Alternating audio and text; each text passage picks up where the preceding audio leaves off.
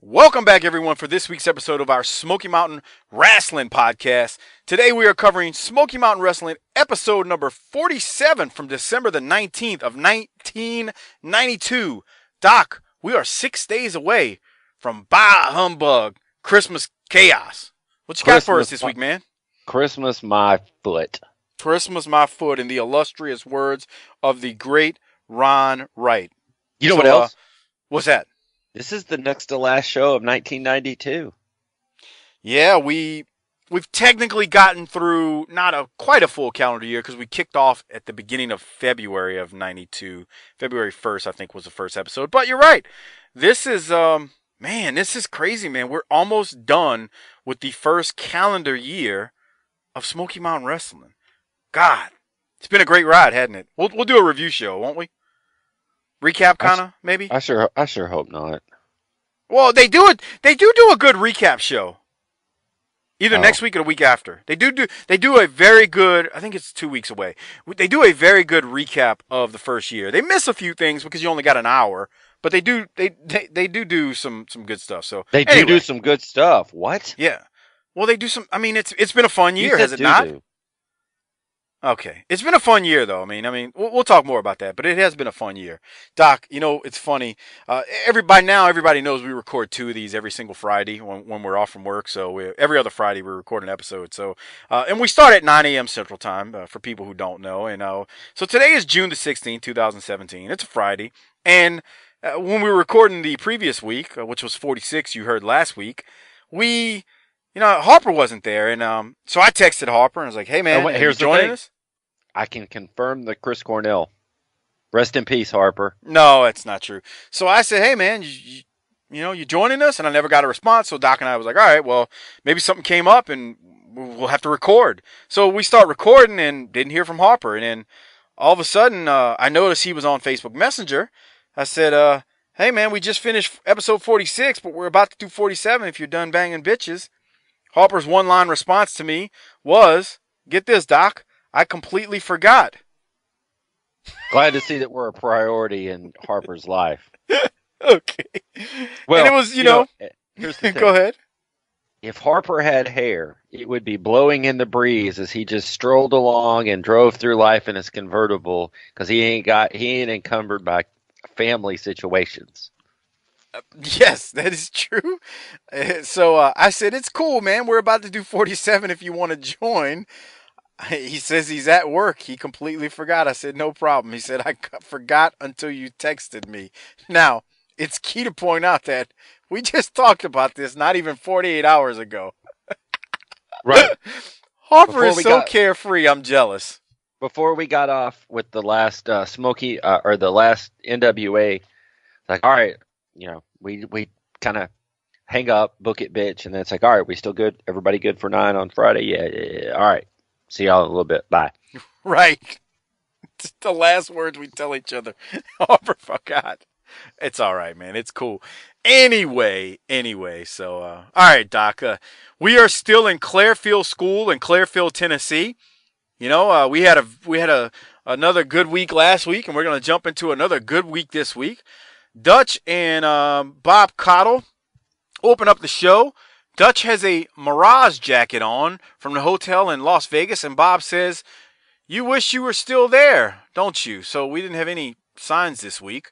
Dutch is pissed. But I did have a note here that said Dutch's wrestling sense is top notch, but his fashion sense is not so much. Oh, yeah. No, it never was for Dutch. But Dutch is pissed, and he says he will be confronting Tim Horner on Down and Dirty because of Tim Horner on Down and Dirty because of Horner's thievery and stealing the Smoky Mountain Wrestling title. And God damn it, Dutch, I'm on your side. Yeah, somebody needs to get to the bottom of this shit. Call that motherfucker out.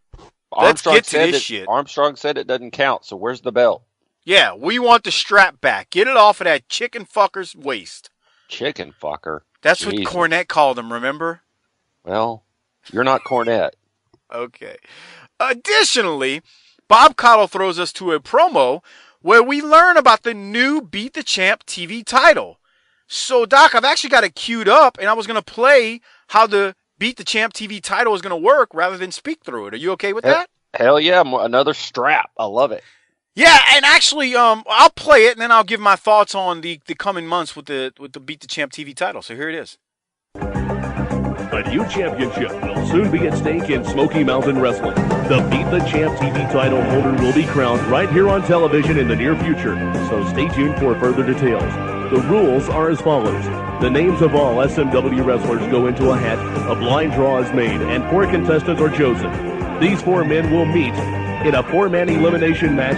The winner will be the first Beat the Champ TV title holder and receive $1,000. Each week on TV, he will defend that title against an opponent chosen by a blind draw, and each additional victory earns him $1,000. If the champ defends successfully for 5 straight weeks, he wins an additional $5,000 and retires undefeated. If he is beaten before that time, the new champ earns $1,000 and the opportunity to go on to defend for 5 weeks. The title can change only by pinfall or submission. Disqualification, countout, or time limit draw are as good as a win for the title holder. That's why the challenger must beat the champ.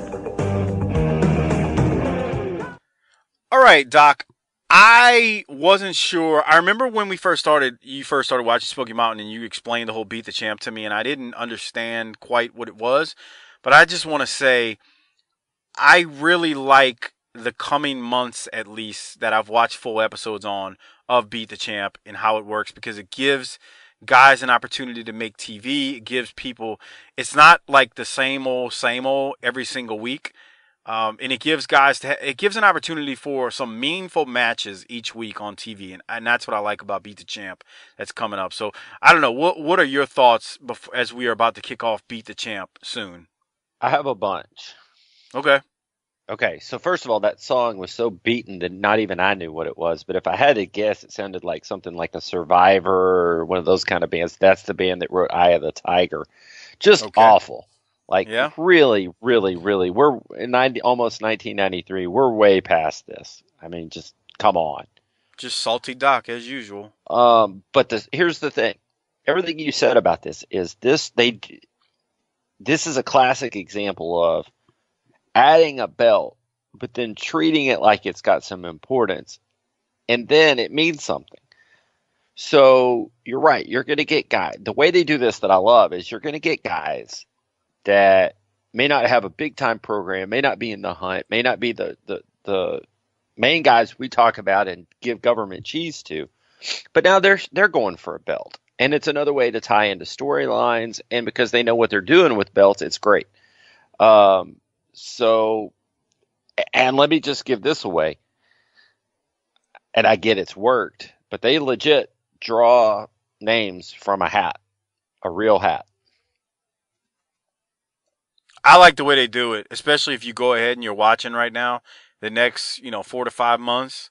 I really like the way, I like the way it happened. Like a friend of the show, friend of ours now, Bobby Blaze, he actually competes in a Beat the Champ match.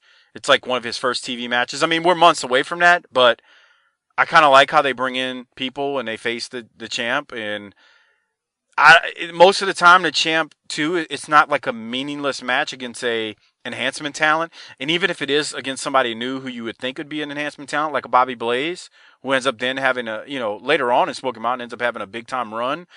I think that the matches are all pretty meaningful, and it gives some credibility to some guys, and it helps elevate guys who, like you said, would probably not be elevated unless you did this. Now, they don't actually have a belt for it, but I'm okay with how they do it. I really like this idea and the concept, and you'll see it in the coming weeks. I think it's a good thing. I like what they do. Again, it helps make meaningful talent out of guys that you probably wouldn't, bat an eye at originally.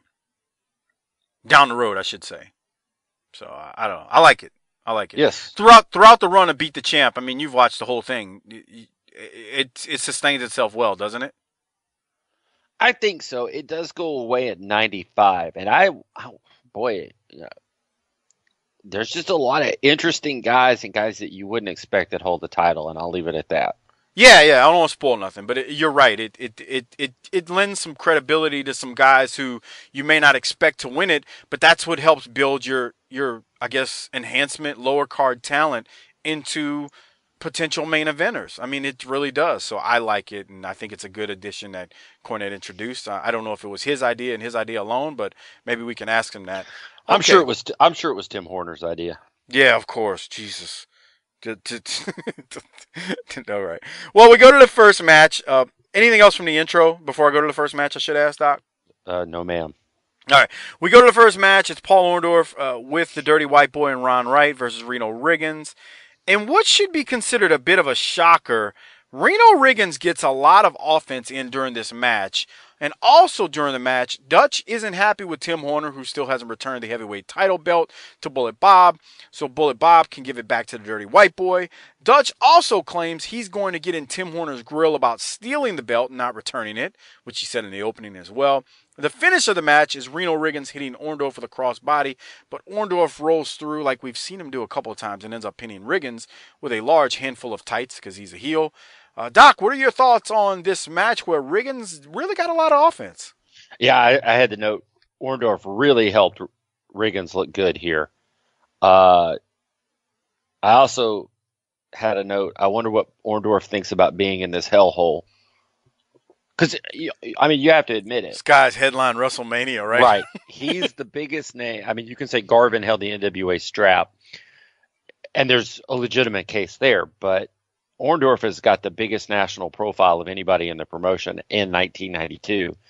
And I just wonder what he thinks about being in Clearfield, Tennessee. But I thought this was a really good opening match. It really established Reno Riggins as a potential, now you got to, after everything we just said, you got to wonder, is Reno Riggins going to be positioned to beat the champ kind of thing? Yeah, I guess we'll see. That's the beauty of Beat the Champ and it coming in. So, but I got to give Orndorff a lot of credit here, man. He really made Reno Riggins look good. Sure did. And he still comes off with the win, and he doesn't. And you watch that, and you like, well, he didn't lose anything from it. He won. He cheated with pulling the tights, but hey, he went out there and he made Reno Riggins look great in the fact that he gave him a lot of offense, and the way he beat him was. He beat him with a handful of tights. So good heel stuff from Paul Orndorff there. Really, I enjoyed that match considering it's just the kickoff match of the show. Absolutely. We go from that to Paul Orndorff, Ron Wright, and the Dirty White Boy, along with Bullet Bob Armstrong, and it is a promo, and that is what I'm going to play right here for everyone. Goes right through it, comes right around, maybe a little bit of tights, but irregardless, Paul Orndorff victorious over Reno Riggins. Let's go right now to Bob Caudle standing by with the Dirty White Boy and Paul Orndorff right now. All right, Dutch and right you are. Here is Mr. Wonderful Paul Orndorff, the Dirty White Boy, Mr. Ron Wright. And I tell you two are going to be teamed together. We got tag team action at Christmas Chaos against Ronnie Garvin. And what is this? He wants his belt. He wants his belt. Is that what you're saying? That's exactly what he's saying. They took the belt and they won't give it back to him. We're needing to get Bob Armstrong and get something ruled and get our title back where it belongs. You never find Bob Armstrong when you need him. I want my belt back. There's a thief in Smoky Mountain, and his name is White Lightning Tim Horner. Speaking of belt, here he is. I wanted to see Commissioner Bob Armstrong. We know who he is. I want my belt back, and I want my belt right now. So do something about it. You're the man. You're the commissioner. So give me my belt. Let me just say this. I've looked for the belt. I cannot find the belt. I asked Tim Horner. He does not know where the belt is. But I'll tell you what. I've tried to have a single match with you guys, see who the best man is, and give it to the best man. But I'll tell you what. Since Christmas Chaos is coming and you guys have a tag match, I'm going to put your belt up in that tag match. How about that? No, you can't do that. That's not like a handicap match. 2 men against one. What do they have to lose? I've got everything to lose. Okay. You're a fair man, Bob. You're a fair man. Okay. Come on, you're right. do the right thing. All right, you're right. You have a point. I'm going to do the right thing. There you go. Since it's a tag team match, I'm just going to put your belt up the first 30 minutes of that match. The first 30 minutes? Hey! Tim Horner! Ronnie Garvin! You're a THIEF! Do you know what that spells? That's exactly right. All you stupid, illiterate rednecks out there don't even know how to spell your own name. You bunch of morons. Myself, a dirty white boy. I want my robe back. He wants his belt back. We want our belt back. It comes down at Christmas chaos. We'll be back. We want my robe. belt back. We want my belt. There's a chaotic scene right here. I got a lot to say, Doc, so I guess I want to throw it to you first. Well, so first of all, Orndorff's hot. Damn right he is. But so I'm not. We probably get accused by some of our morons out there to like we're just corny apologists and we love corny too much and all this.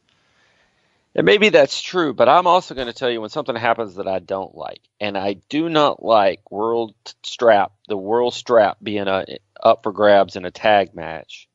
I do not like that at all. And to me, the first 30 minutes doesn't help that stipulation at all, and I do not like this. So I just that this stipulation and match doesn't do a lot for me from that perspective. But other than that,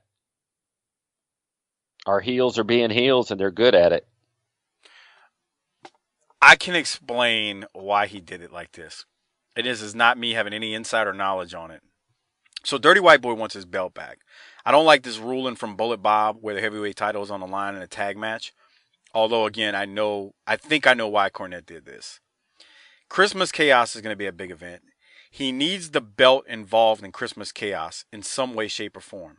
But we all know Cornette didn't want Hornet with the belt. He also didn't want to do Dirty White Boy versus Horner in a singles match because the feel-good thing to do in that situation, Christmas Day, is to give Horner the belt on Christmas at the big event. So what he did was he put him in a tag match and he says the belt is on the line for the first 30 minutes. And then after 30 minutes, it's not on the line.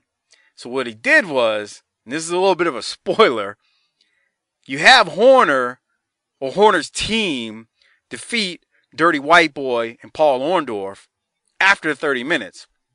As the babyface, it kind of saves face for Horner, but that asshole doesn't get the belt because he wins it after the 30-minute mark, and he's not your Smoky Mountain Wrestling Heavyweight Champ.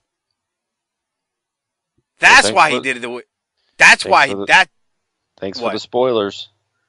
Well, I don't know if that's what's going to happen. I'm just saying that's why you do it after 30 minutes.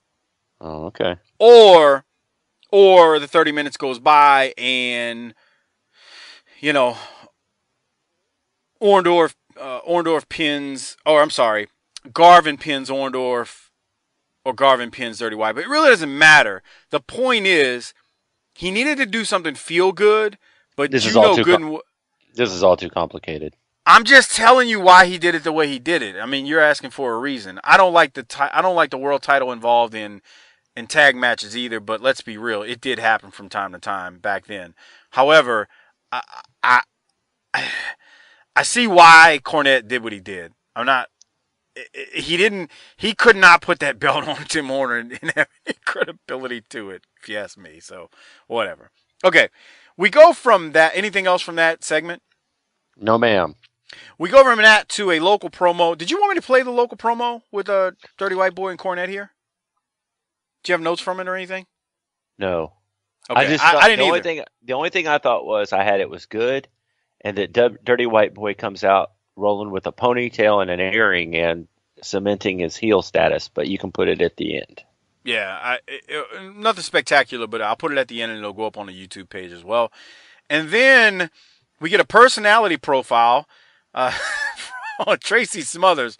Boy, oh boy, we got us a white meat, southern-born, southern-bred, thoroughbred with Smothers. And that's all I had from that personality profile. That shit beat the piss out of that bullshit Tim Horner did a while back when he sung Shameless. But, go ahead, Doc, so your thoughts. Now we had a song here. I don't know the song. I mean, you're asking the wrong dude, bro. Are you familiar? Right now there's a bunch of people listening to us laughing about where this is about to go. Are you familiar with the band Leonard Skinnerd? Oh, of course. Yeah. Okay. Freebird. Well, yeah. Well, okay. Here you go. I wish Harper was here. I need Harper here for this. Okay, so did you ever I don't know watch... what to tell you. He was out banging bitches last night, and he couldn't join us. I know. I hope his envelope's going to be light after this. It'll be as light as yours. Right. That's what I've been saying for years. You just broke kayfabe for all the fine people. So anyway, did you ever see the movie Boogie Nights? Yes, that dumb shit. It's not dumb. It's a great movie. That shit was stupid. Okay. Once again, you're going to get a lot of feedback from the fans on how you're wrong here. Dumbass movie. Go ahead. Well, all right, Twitter fools, tell him. Come on, man. Make your goddamn point. So in Boogie Nights, they do this plot twist where Dirk Diggler, who's the Mark Wahlberg character, they do like a personality profile on him, and he likes poetry and shit like that, even though he's a porn star. That's kind of what this reminded me of. But yeah, to your point, white meat baby face, high school legend, sports god. With that personality profile, no pun intended, he was wearing that ass down at the local high school when he was in high school. You heard what Bobby Blaze said a few weeks ago about he was the king about Tracy and I'm not trying to cause no heat now, but man, I was in Smoky Mountain with Tracy Smothers, and man, Tracy was doing his thing, man. So come on now. Yeah, you know he was wearing it out, dude. He was banging it. Ooh. Oh man. Why not? God. What'd you say? Why not? Yeah, I mean, hey, if it's there for you, knock it down. Okay, anything else, Doc, from the personality profile? Nah. I like these. I do like these. These are good. When it's not Tim Horner. Well, yeah. That's a given. Obviously, right? I mean, come on now. Okay, we go from that, and it's now time for the Stud Stable and Dutch Mantell, so here we go. All right, fans, and with us right now, of course, the Stud Stable right here, Jimmy Gold and Robert Fuller. Friends of yours, Dutch, by the way. Good friends of mine. Now, look, we're going to take this time right now. Robert, I want you to reiterate the same thing to me, to the fans that you did to me earlier today. Well, I'm going to try to stay calm in the face of some real adversity here. I don't need to hear your goods or bads, little fella. I'm not out here to talk to you anyway. Dutch is the commentator of the Smoky Mountain program. Dutch, you said things was going to turn around in our direction. You said that we was going to get the title match. You said you was going to see into it personally, and nothing's happened, man. I got to tell you. Still in the same boat. We're still in the same. What do we got to do here? We've beat everybody that they've asked us to beat. Commissioner Bob Armstrong won't do nothing about it. They're afraid to give us a title match because they know what's going to happen. They know exactly what's going to happen. Well, I think what's happened, there's some political maneuvering going on here and some backstabbing insider stuff going on, and I don't quite understand it, but I know Robert and Jimmy, if anybody deserves a title match, you guys do, and my investigation is continuing. I promise you. I'll tell you what, you tell your Commissioner Armstrong, you tell anybody you need to tell. We don't care who we have to wrestle to prove. We're not only the top contenders in this area, we ought to be the champions now, and as soon as we get that title match, it's exactly what we're going to be. All right, fans, we're going to be back. We'll have more right after this. Okay, what you got? Besides the fact that when that promo ended, they actually show a clip of fucking Sullivan cracking Jeff Daniels across the back of the head as that promo was wrapping up. I just had to bring that up because of our lively discussion last week. Go ahead, Doc. I love how Robert Fuller feels no need whatsoever to face the camera. Yeah, it's a privilege to listen to him. It's just, he just turns his back to the camera and just cuts his interview. Well, Paul Orndorff does that too, in fairness. He does, but it's just, I don't know. I'm enamored with all things Fuller these days, so. Oh yeah. I mean, we both are at this point. Robert Fuller can't do any wrong. Is that safe to say? If he came out and sang Shameless, I'd be like, that was great. That was awesome. Why didn't I think of that? Right. Okay. Anything else from that? Well, they're just, Dutch. What's going on here? Kind of thing. I love it. Yeah, and I don't know about you, but these two studs, no pun intended, they deserve a title shot. I Right. agree. I mean, I'd love to see Robert Fuller hold some Smoky Mountain Gold, man. I mean, him and Jimmy are right there, dude. Jimmy's not the talker that Fuller is, but he's still a shit kicking guy in the ring that can handle his own. So I agree, man. These two, yeah, hell yeah. Okay.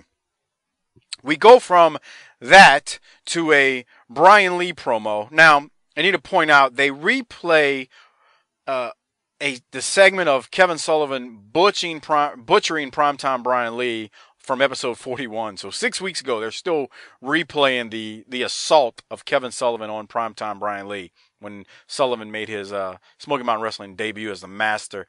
I thought this was a good promo by Primetime Brian Lee, and I'll play it here. Christmas chaos. 1 week away. Kevin Sullivan, it's been 6 weeks since you put me in the hospital. It's been 6 weeks that I've been sitting around my home. It's been 6 weeks that I've been counting down the days to get back in the ring with you. The doctors are telling me my internal injuries, where you injured my guts, I'm not going to be ready. But Primetime Brian Lee knows better than anybody. My guts are fine. And I'm going to find out what your guts are about. Because at Christmas Chaos, when I get my hands on you and I start tearing you from limb to limb, it's going to be all over. Kevin Sullivan, Christmas Chaos, Primetime Brian Lee's coming. You better look out. The only... All right, Doc, what'd you think? My guts are fine. I thought at least he didn't say he was going to get up in some guts. Okay. I thought it was fine. I mean, it was short. For this. You didn't care for it? Nah. Bitch. Let me tell you why I liked it. I liked it because it was relatively short. I think with guys like him and even Horner, I think the shorter you make the promo, the better it is for him. I think it doesn't expose their, opportunities that they have, and weaknesses that they have in promos. So I was fine with it. I mean, I didn't, it was like basically less than a 40-second promo, and I thought that's how you effectively position Primetime Brian Lee. Let's get Sullivan and a Spike out here with his what does he say? I don't know. Just that quick. Say it. The sound effect? Yes. Yep.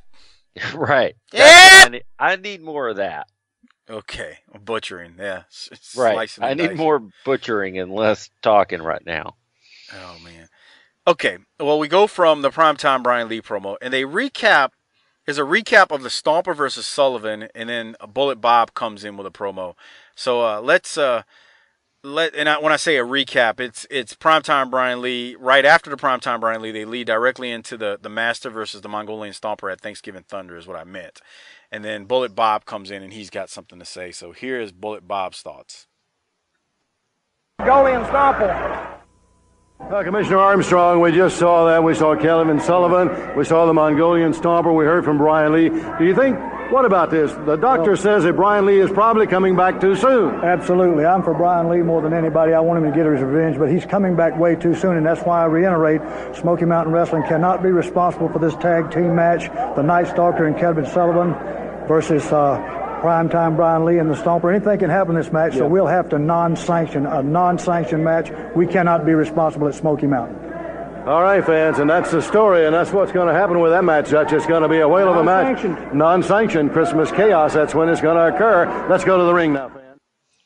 Okay, so non-sanctioned match. I think we already knew this was coming, or we mentioned this last week. I want to say, Doc, your thoughts on this? Non-sanctioned means this shit, especially with non-sanctioned with Sullivan and Stomper involved, tells me that this is not the match where you want to go out to the merch table, right? Yeah, because the merch table might get knocked over and destroyed. You might become part of the angle, right? You become part of the match at this point. Yes, I agree. Okay. So if you want to become part of the angle with BTT, what would you do, Mike? That might be the worst lead into some kind of plug. Well, what I would do is I'd go to our Facebook page, facebook.com/booking the territory, and then I'd click the shop now button and check out our pro wrestling tees store. Is that what you were leading me into? I appreciate that. I'm just, guys, I got this message from him that said, "Do your job and lead me. Let's get the begging started." You lying sack of shit. I don't want to do any of this. I want to talk about Smoky Mountain, but Mike that's fake news. Mike wants to sell you things, so let's get that started. Jesus. Well, Christ. I do want people to go like our Facebook page. Come get me when we're ready for Sullivan to do some more butchering. I do. No, but seriously, go to our Facebook page, like it, facebook.com/booking the territory. Twitter page, @BTT_podcast. I'm at Mike504Saints. Doc is a doctor, but he's too dumb to learn how to use Twitter. Imagine that. Yeah, that's true. I fully 100% mean that. And then don't forget to check the show notes, because in the show notes I have like the Pro Wrestling Tee store. I got the Tee Public store link, everything there. Lots of Smoky Mountain Wrestling podcast theme t-shirts are available now. Just got to go to the Tee Public store, which you'll see in the show notes. So, all right. That said, Doc, we go from that to a match with the Nightstalker versus Daniel Little Bear, who's doing his Tatanka thing in the ring, even though he's not Tatanka. He's doing his Native American dance before the match. Now Sullivan is at ringside during the match. That makes me nervous. It does. I fear for the Little Bear here. Yeah, I feel for the Little Bear. I mean, I don't mean this in a derogatory way, but is there potential for him to be scalped? Oh no, I don't mean that in a bad. I mean, dude, Kevin Sullivan's got a freaking blade out there. He's knifing people up. I mean, I'm not. He's made some people juice in the last few weeks. Jesus Christ, I don't mean that derogatorily. All right. But yes, so we do go to Nightstalker is beating this poor guy's ass. I think he even dropped a ladder on the back of the guy's head at one point. Yeah, well, I said at 28:50, Nightstalker suplexed Little Bear straight square on his head. Yes. This is so fucking brutal, dude. I like, my note here is I like everything about this angle except the stupid little tombstone. Yeah, it's goofy looking. Yeah, I didn't like it either. It looks like it's made out of styrofoam. Like they got to be careful with it so it doesn't break. Yeah, I agree. The bell is ringing nonstop due to the DQ.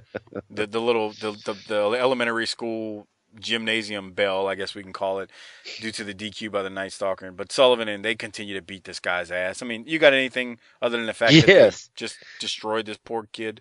Yeah, my note is Sullivan doesn't give a fuck. He don't give two shits, bro. And what I thought because Sullivan takes him back away from the ring, and there's a ladder, right? Or is that last week? It's hard to tell. No. This guy gets blasted with a ladder. He does. Okay, so I thought what might have been funny here or good. Funny. Okay. Was right where Sullivan leads him to the ladder and whatnot. There's an open door, probably leading to a hallway or something. If Sullivan would have just been like, let him down the hallway and they just leave. Sullivan just kidnapped this guy. And then what if he comes back like the next week and he's a follower? I guess, yeah. I mean, you could do something there. Okay. I mean, you got to be careful because your roster's not big, so you can't jack around with things too much. I get that. Yeah. But I saw that open door and I was like, because Sullivan. Is he about to abduct this guy? Sullivan always says this on his podcast. It's not what you see, it's what you don't see. It's what you can imagine. It's worse than what actually happened. So what would have been worse than him hitting him with a ladder is imagining what would have happened if Sullivan just drug him off and you didn't see him anymore. The thing to do would be to drag him off and then keep him off of TV for a while.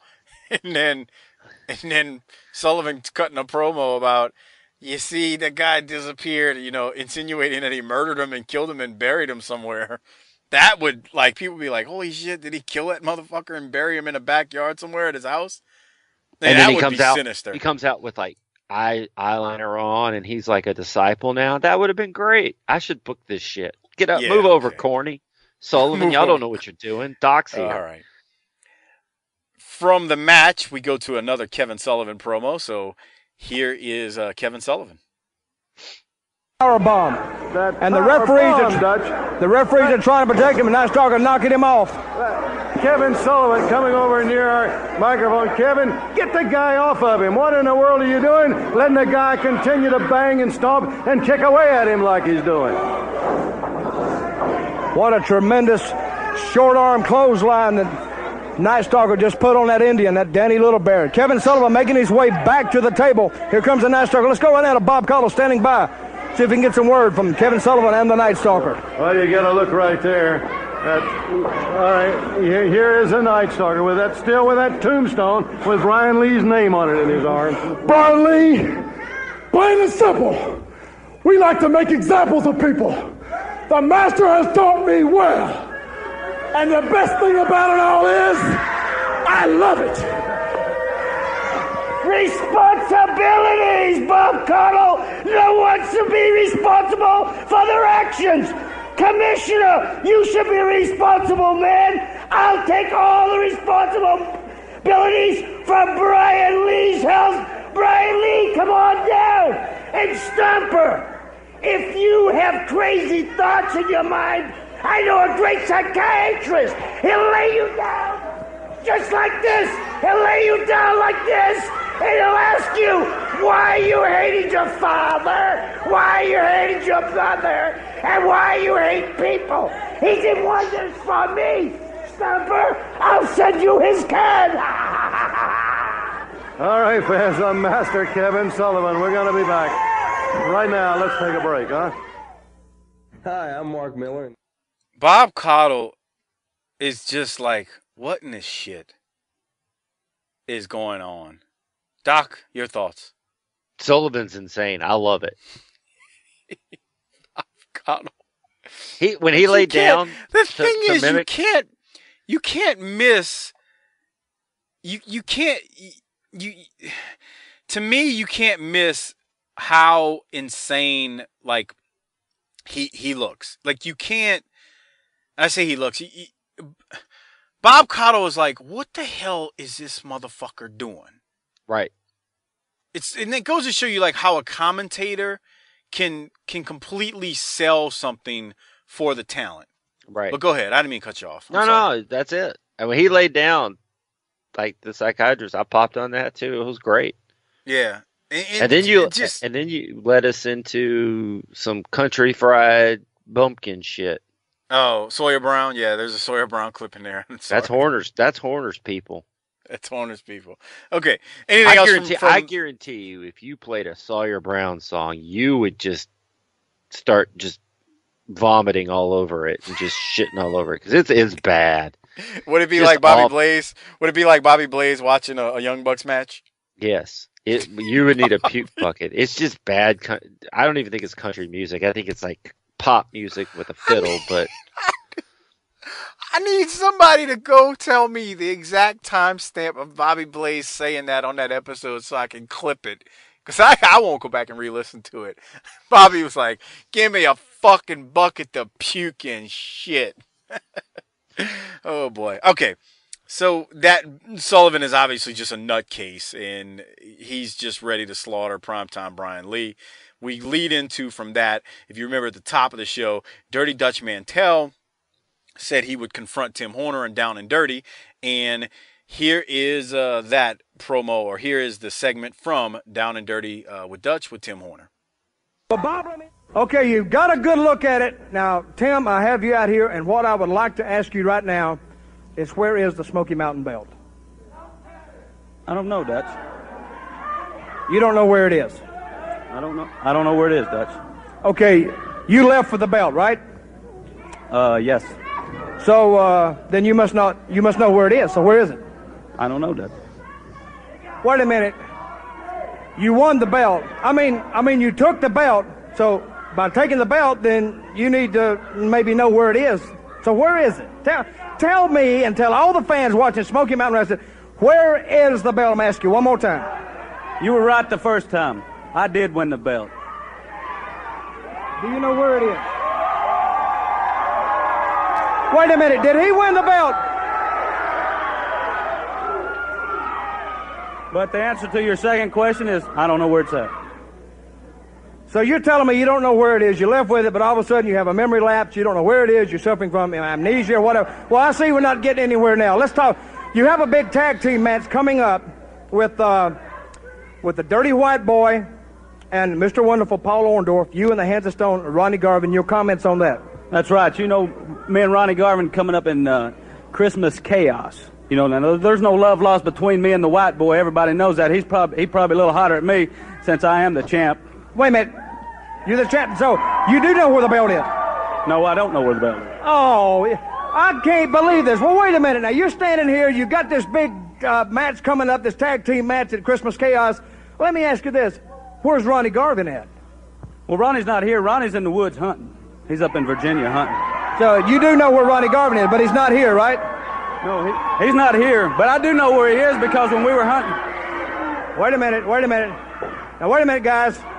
Hang on. Wait a minute. No. I want my belt. Plain and simple, you stole my belt. I want it right now. You're a thief. You're no different than Ronnie Garvin. I want my robe. He wants his belt. We want it right now. Okay, I got to tell you guys something. Ronnie Garvin's not here today. I just want to tell you all that. Garvin's not here? Let me tell you something. Whoa. Wait a minute. I'm not in this. Wait a minute, dadgummit. They just tried to get to escape. All right, fans. Tim Horner has run away. He's run away. He stole the belt and he's run away. Doc, go ahead, because I'm about to go off. Well, Horner is pulling some super duper white guy logic. If you do it, it's a crime. But if I do it, I'm being smart. Okay. I wasn't expecting that, but all right. He's not only a thief, he's a liar. And I don't care if you don't know where the belt is or not. The last time we saw it, you had it, so you're responsible for it, so you're fired. And then, to top it all off, when Orndorff and Dirty White Boy come out and attack him, he does the hero brave thing that all baby faces do by crawling on his hands and knees like a goddamn baby to get away from the two bad guys. So in summation, my note is this belt angle has made me hate Tim Horner even more. You got to the same point that I did, but you didn't quite get there the same way. That's all right. Let me tell you something. This is nearly 25 years old, and Tim Horner has generated more heat than anyone in the WWE in 2017.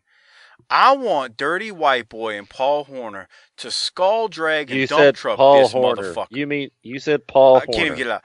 I want Dirty White Boy and Paul Orndorff to skull drag this motherfucker and beat this son of a bitch up so bad that I can't fucking recognize his face afterwards. To wipe the smug look off of his face.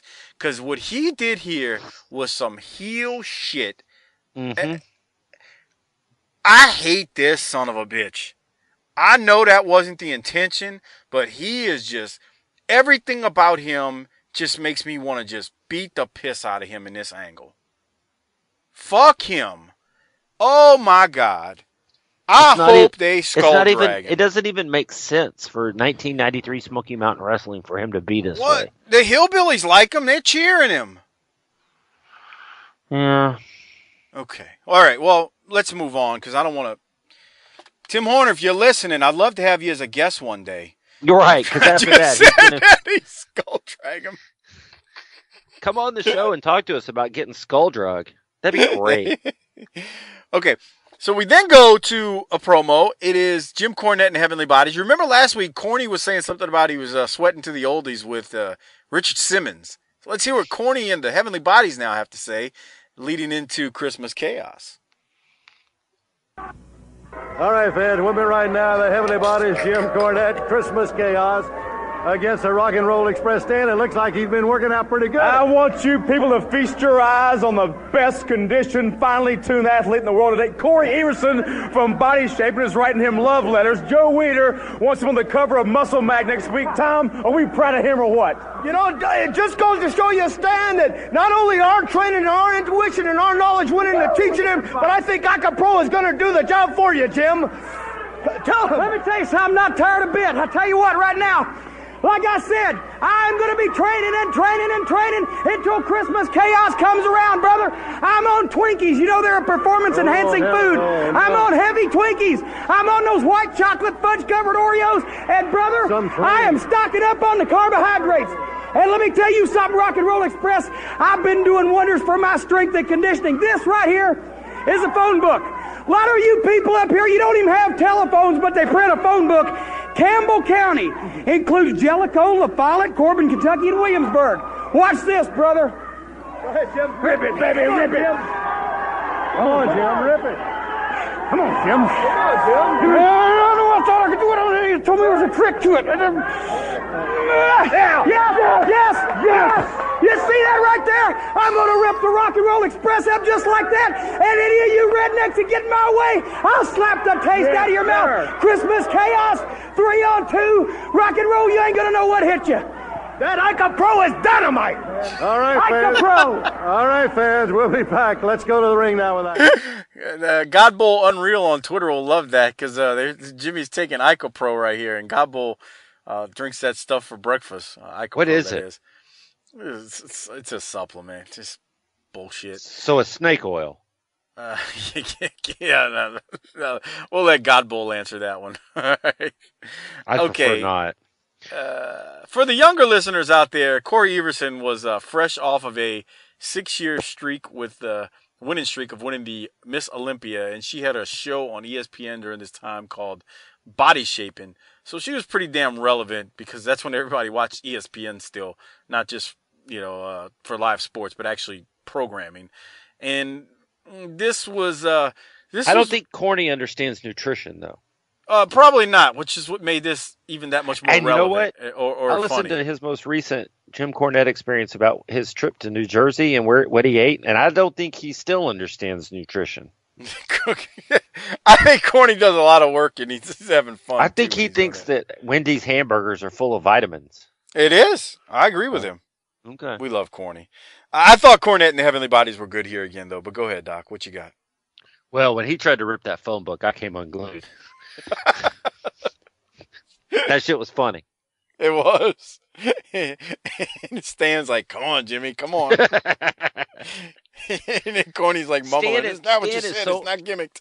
Stan is so much better since he's got that pelt off his head.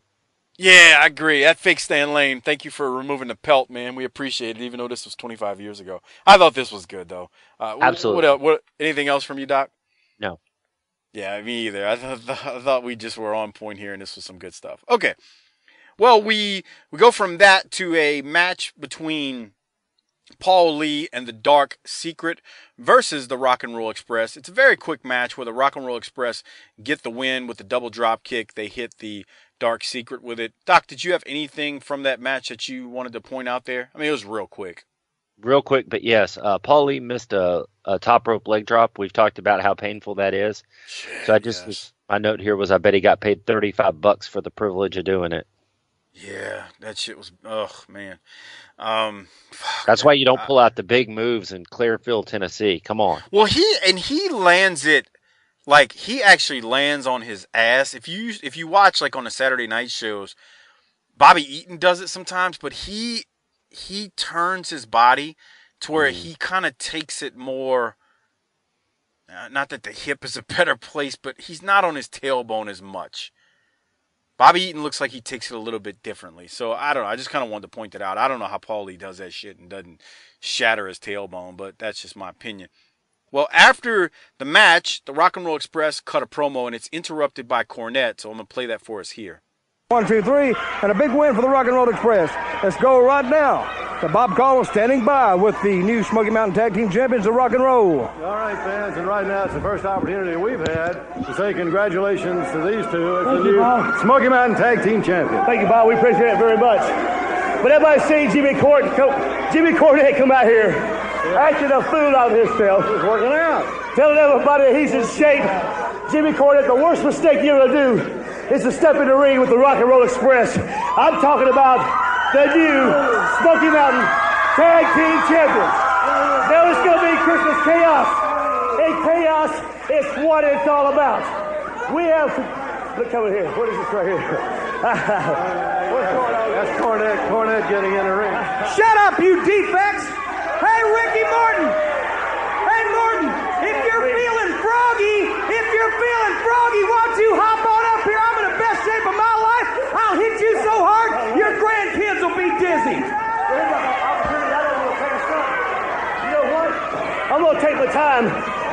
I'll be back about 12 seconds. How's that? All right. He's going to go right in there after Cornette. Hey, and Robert's going to go on over toward the ring, too.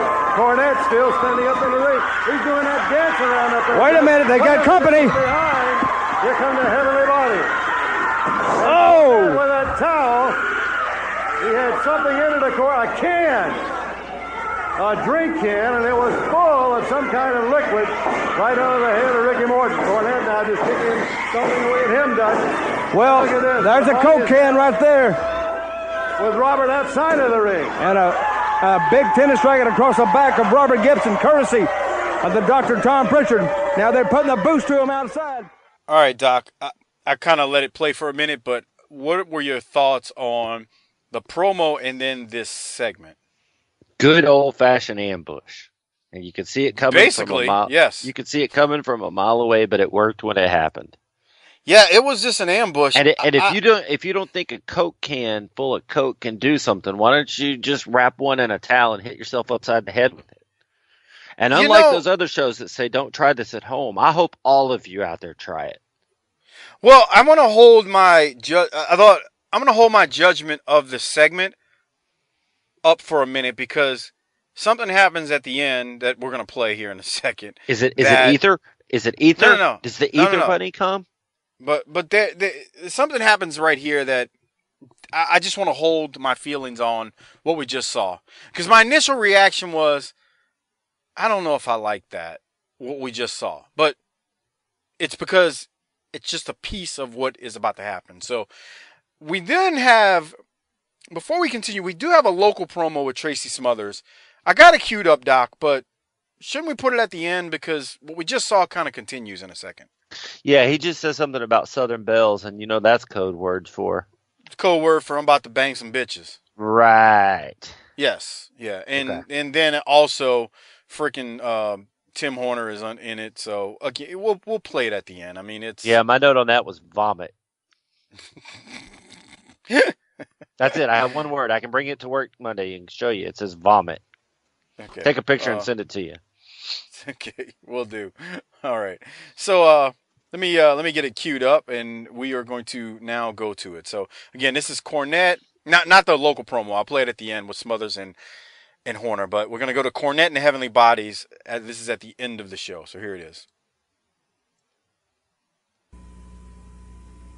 All right, fans, Jim Cornette, Killer Kyle, the Heavenly Bodies. You wouldn't wait for Christmas Chaos. You know, I've heard of athletes having a problem with Coke in the past. I didn't know whether it was diet or caffeine free or what, but now we see that Ricky Morton's got rocks in his head. Robert Gibson, I told you, I was in the best shape of my life. I just beat up both of them myself. I'm so tough, I can't stand it. I'm afraid I'm going to take somebody with my bare hands, and I'm going to kill them. If they come out here again, I'll probably just have to rip their teeth out and take their spleen and their kidneys and their liver and just separate all their bowels from them. That's a bowel. You know what? I said it a minute ago. I'm going to say it again. Jimmy, we are so proud of you. In just 1 month time, we took him. He could only do 150 push-ups. Now he's doing 2,000 push-ups. A month ago, he was only slapping kids around and fat ladies, and now he's beating them. And wait a minute, here it comes. The Rock and Roll Express and Dutch. It all broke out right here before us, and to the ring they go. The Rock and Roll just drug them to the ring. Well, the Rock and Roll coming back after that attack by the Heavenly Bodies, and now. Okay, I'm going to stop it there. Okay, so I like everything that happens a lot until it leads to a match. Nah, actually, I was fine with that. Oh, you're wrong. No, here's okay. So I told you I was going to hold my thoughts. I didn't like what happened a second ago because I thought it made Ricky and Robert look stupid because it was an ambush and it was predictable. But I felt like it saved face because I thought this was outstanding. Just when you thought the Rock and Roll were made to look silly a second ago, they just made up for it by coming out and getting their hands on the Heavenly Bodies. And of course, we go off air with them fighting and no resolution, which means your ass better tune in next week to see what's going to happen. So that's why I said I wanted to hold my thoughts on what we saw a little while ago, because I thought this was a great ending of the show. It's setting the hook for next week and what's coming with Christmas Chaos. So Corny says, I'm so tough I can't stand it. I popped on that. And then Stan is running down all of his accomplishments. But you need to go back and watch and clue in when Corny sees the Rock and Roll coming off screen and his reaction, because it is just awesome. And he scrambles and starts running. But what I don't like is, okay, so I can get a match just by attacking somebody and taking them to the ring. So why wouldn't Horner just come out and attack Dirty White Boy and take him to the ring and now have a match? It just you're overanalyzing it. Exactly, I'm overanalyzing it, and I'm a motherfucking doctor. Okay. That's what smart people do, son. I beg to differ on your. Well, you wouldn't know. You're book smart, but you're not. I'm common everything sense smart. No, Podcast, I disagree. These people Jesus. would. These Wrestling people, Jesus. Wrestling Jesus. I know these people would agree with me. You may be book smart, but you're not completely smart. I'm not. Dude, let me tell you something. You let fake Stan Lane on Twitter ruffle your feathers. He worked smart. you. I'm book smart, but I like Leonard Skinner. So there you go, pal. You don't even know who they are. If the Freebirds didn't use that song, you would have no clue. Okay. Whatever. Let's hand out some disability checks. 3. Doc, I went first last week. What are you giving this one? 7.2. Ironically, I'm at 7.25. There you go. Stop copying me, jackass. No, I'm not copying you. I'm definitely not copying you. I got to go with Cornette for the government cheese, too. Who are you going with? Cornette. Yeah, it's kind of hard not to. I mean, what do you... he had 2 really good segments, and he suckered and he hit Morton or Gibson with a full can of Coke. I mean... Kind of hard, huh, bro? Sullivan was in consideration, but Corny edged him in at the finish line. Yeah, Sullivan was definitely in consideration. And I'm just ready for Tracy Smothers to get inserted into a big fucking angle because I feel like they're squandering his talent right now. Maybe a little bit. Hey, I gotta say thanks. I want to say thanks to, I didn't say at the top of the show, Joe Stassi, Old School Pro Wrestling Lives on Facebook, and the ICW, the Outlaws of Pro Wrestling pages. Check out their online communities. We'd appreciate if you would do that. They support us, so go show them some support and check out all the old school clips that they throw up all the time. And then, of course, I gotta beg for you to become a patron. Hey, if you haven't done so, Doc, we do 8 free shows a month. Would you say we put a lot of work into this? It's too much. How much work do we put into this? I'm not trying to put us over, but I am. Too much. You got to think about this. This is what these people don't get. Look, dude, I'm asking for money. Why are you going to play heel right now? It's all the stuff that you get to listen to, but then we've actually got to go back and watch these episodes, maybe twice sometimes, but definitely once, take notes, be ready for the show, and then talk about it. So it's really, you get 8 free shows, but it's another 8 to 10 hours to 12 hours of preparation. You owe us money, you motherfuckers. I'm not going to go there because Doc is just being a heel. It's what he does and what he does best. But let me say this. It would be very helpful if you could go to tinyurl.com/BTT patron. Consider becoming a patron. Sign up. Hey, you do, although it's not a guarantee that we always provide, a bunch of patron-only episodes. There are some that we've done out there, and there's some pretty good pretty good ones from all the feedback we get about the Patreon episodes, and some really good stuff. A lot of it's non-wrestling related, but I think you will enjoy it. We've gotten great feedback on them. But again, it's tinyurl.com/BTTpatron. I want to thank the patrons that we have. Many of them, this is not all, but Jay Shiny, B. Evans, Drew Media, Big Rich Sports, T Steel, Spyboy Sports Cap, Steven CG, Mike Havercroft, Sparks Third Coast, M. Wilson, Voodoo Moon, Frog Zeppelin, K Stone, Lone Wolf GAM, Code Man, Adam William, Dan N, Jason, Dan V, David, Wayne G, Twit Dust, Matt, Armando, Cedric Boone, and Marty. Thank you all for being patrons. Again, here's the thing about the patrons. You can become eligible for a free t-shirt of ours from Pro Wrestling Tees or TeePublic. You can become eligible for a quarterly rant on the show. Matter of fact, Doc, as this airs, we are past the second quarter of the year, so I'm sure I've either aired another quarterly rant from one of our patrons. And then also, not only do you get the free episodes and the chance to be on the show, but you can become a Hall of Famer if you choose a certain tier of it. So, and I don't really like the whole tier thing, but I had enough people ask for the different tiers, so that's why I did it. So again, you can be a Hall of Famer like William Shepard, like Tim Moretti, Marty Howell, and David DeVries, who's been a long-time supporter of the show, along with the rest of the Hall of Famers. So go ahead. What tier do the people have to do for you to call them up personally and talk to them and thank them and like find out what's going on in their life and like ask them about their job and all that shit? How about you do that? Oh, that would never happen. Okay. Man, I put in a lot of work that Doc doesn't have to. Let me tell you a little something about that. My mother, my wife, you, really anyone can call me and I'm like, my first reaction is look at my phone and go, what the fuck? You're saying you don't want to talk to people you know. If my phone rings, my automatic reaction is anger. That's nice, Doc. I hate the fucking phone. I do too. I mean, I like my phone for what my phone does because it's really a computer, but the phone part, fuck that shit. You should call these people. They'd love to hear from you. I bet they would. I may start doing that with the people who buy T-shirts, kind of like Bruce Pritchard. Wouldn't that be a good idea? That'd be a great idea. Real good use of your time. I will. I think I'll do that. You've got all the spare time now that you finally got through college. Now you can fuck you. Spend time with the good army out there, the BTT army. Yeah, again, it's tinyurl.com/BTTpatron. I'd appreciate it if you went out there and signed up. But hey, even if you don't want to become a patron, but you're already buying things on Amazon, please use tinyurl.com/BTTamazon, and I'd appreciate it because what happens is the show gets a little bit of kickback in return, helps support the show, and again, you're not spending anything extra that you would already be spending. So I'd appreciate that. You can go get Bobby Blaze's book from there and many other things. So again, it's tinyurl.com/BTTamazon. If Amazon sells it, you can use that link, and we get a little bit of small kickback in return.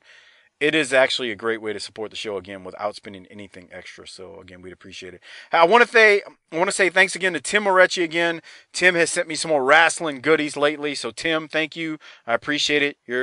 You are the first BTT Hall of Famer and our hashtag BTT Army Hall of Famer, and we appreciate it, man. You've done a lot to help this show out. So, thanks, Tim, for your Hall of Fame membership and all of the other support that you give the show. And again, all of the links that I discussed throughout this show, please check the show notes. Plenty of Smoky Mountain Wrestling Podcast t-shirts are in the links in the show notes. You just got to check them. And that's about all I got, man. Doc, did I miss anything? I don't know. I quit listening a while ago. Okay. Are you all tuckered out? I'm whooped. Nah, me too, man. I need a nap. I do too. All right, everybody. We got some promos or not promos of the week, but we got some local promos that we're about to get to in a second. So for Mike and Doc and Hardbody Harper, who couldn't join us because he says he was working, but we think he was out banging bitches. You know what we always say when we get out of here before we throw it to the local promos. That's going to wrap up Smoky Mountain Wrestling episode 47 from December the 19th of 1992. With all that said, book it, bitch.